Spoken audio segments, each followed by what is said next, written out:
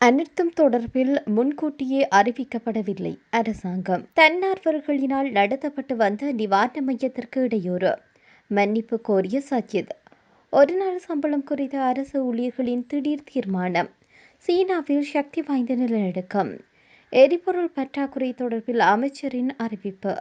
சர்வதேச நாணய நிதியத்தின் முக்கிய அறிவிப்பு. பேரழிவை சந்தித்துள்ள இலங்கை. 7 வயது சிறுவனின் பிரமிப்பூட்டும் செயல்.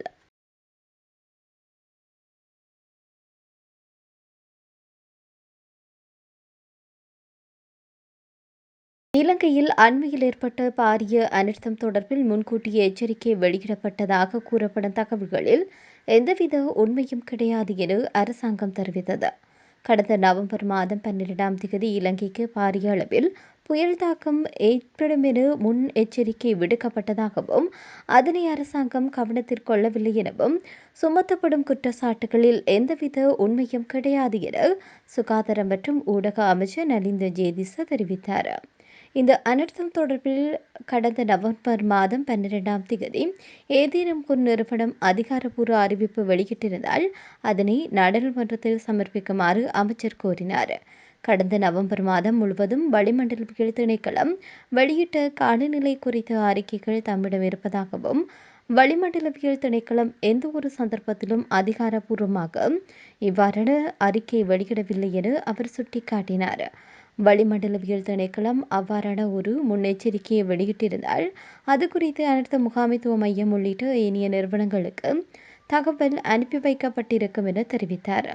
கடந்த நவம்பர் மாதம் 25ஆம் தேதி தாளமுக்க நிலைமை ஏற்பட்டது எனவும் 28ஆம் தேதி இந்த தாளமுக்க நிலை தீவிரமடைந்தது என அவர் தெரிவித்தார்.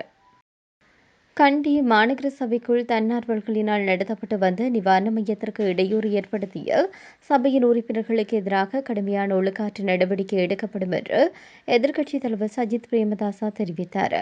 எக்ஸ் தளத்தில் அவர் வெளியிட்ட அறிக்கையில் சபை உறுப்பினர்களின் மோசமான நடத்தை மற்றும் தேவையற்ற நடவடிக்கைகள் காரணமாக பாதிக்கப்பட்டவர்களிடம் அவர் மன்னிப்பு கோருவதாக தெரிவித்தார்.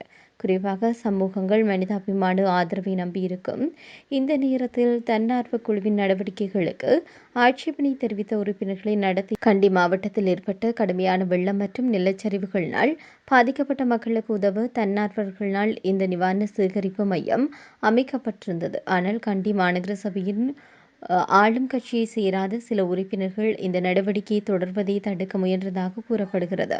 இது பொதுமக்களின் மத்தியில் விமர்சனத்தை ஏற்படுத்தியது.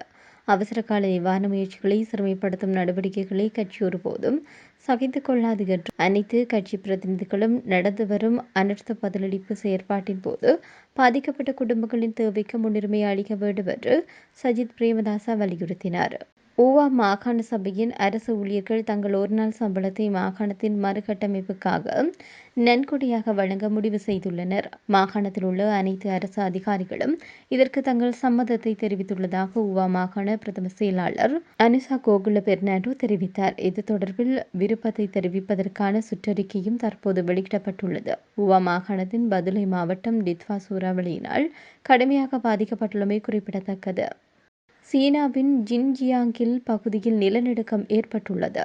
இந்த நிலநடுக்கம் ரிக்டர் அளவுகோலில் 6.2 ரிக்டர் அளவில் பதிவாகியுள்ளது என சீன பூகம்ப வலையமைப்பு மையம் தெரிவித்தது.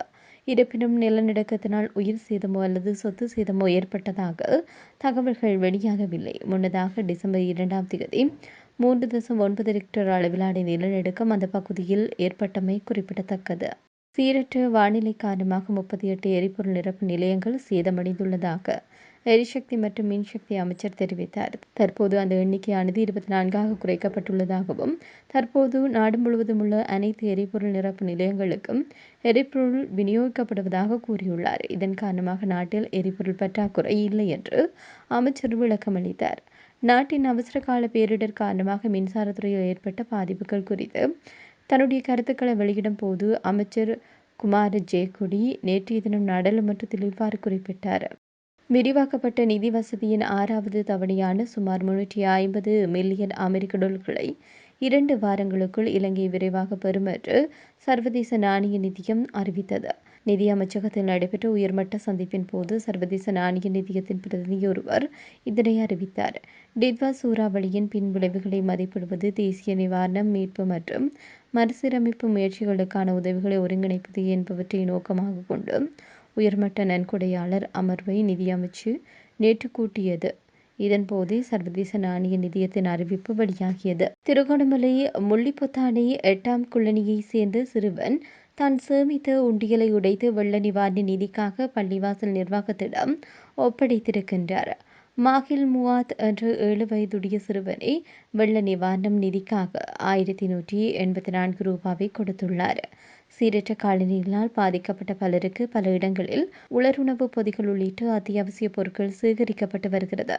இந்த நிலையில் இவ்வாறான உதவி பெரிதும் பாராட்டத்தக்கதாக கருதப்படுகின்றது.